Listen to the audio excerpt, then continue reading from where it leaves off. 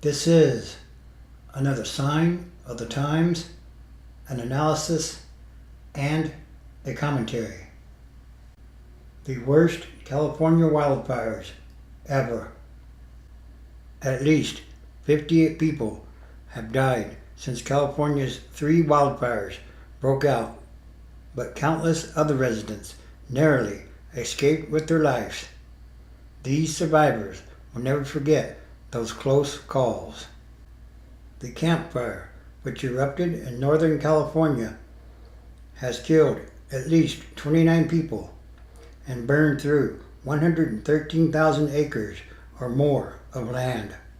Already the most destructive fire in the state's history was just 30% contained. The Woolsey Fire, which doubled in size overnight, killed at least 2 people and burned nearly 100,000 acres. Both fires prompted the evacuation of hundreds of thousands of people, some only realizing how dangerous the fires had become when flames arrived at their doorsteps. The Hill Fire, which destroyed 4,500 acres in Ventura County, was 80% contained, the result of aggressive firefighting and favorable weather conditions. Wildfires have become a staple of life in this state. They start up suddenly and grow feverishly. Tracking their unpredictable movements and awaiting the authorities' orders to get out are now part of being a Californian. It is true that California wildfires are getting larger and that most of the state's largest wildfires have happened this century. The Mendocino Complex Fire earlier this year was the biggest California fire on record, as measured by acres burned. The Camp Fire is already the most destructive in state history, having razed more than 6,000 homes. The fires aren't just getting bigger, they're becoming more unpredictable, too. They're often burning hot through the night when they used to cool, racing faster up hillsides and torching neighborhoods that were once relatively safe. Researchers are attributing at least part of the difference to climate change, because in a warming world, vegetation dries out faster and burns more easily. And the most deadly and costly fires happen at the wildland-urban interface because they damage houses, towns, and lives. The Camp Fire has already matched the deadliest fire in state history, killing at least 29 people, and the death toll may rise.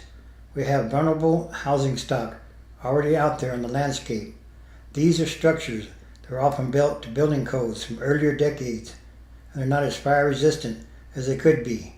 This issue of where and how we build our homes has left us very exposed to home losses and fatalities like these.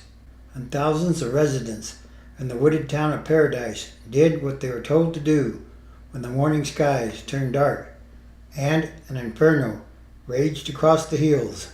They got in their cars and fled. What happened next was the vehicular equivalent of a stampede, packing the roads to a standstill.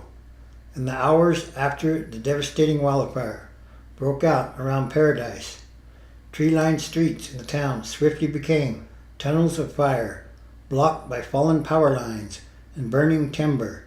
Frantic residents, encircled by choking dense smoke and swirling embers, ran out of gas and ditched their cars.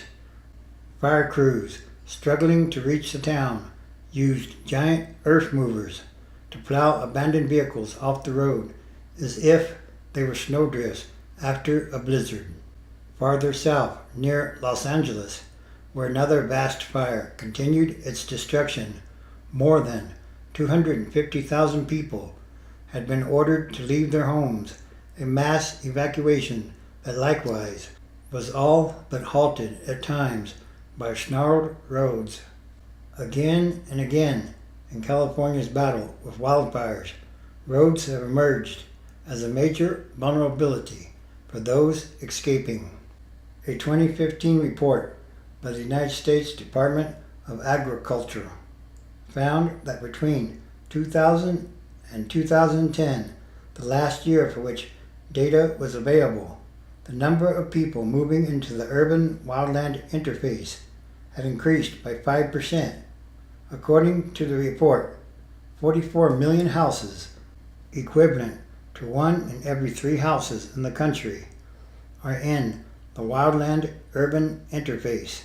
The highest concentrations are in Florida, Texas, and yes, California. And the fires are getting bigger every year. Yes, climate change is real, and it's happening right now. Again, and this is another sign of the end of times as we know them, transition days, which is a time of extraordinary changes, happenings, and events, because it's about what kind of world are we leaving to the future generations, and that should be a very important question to ask.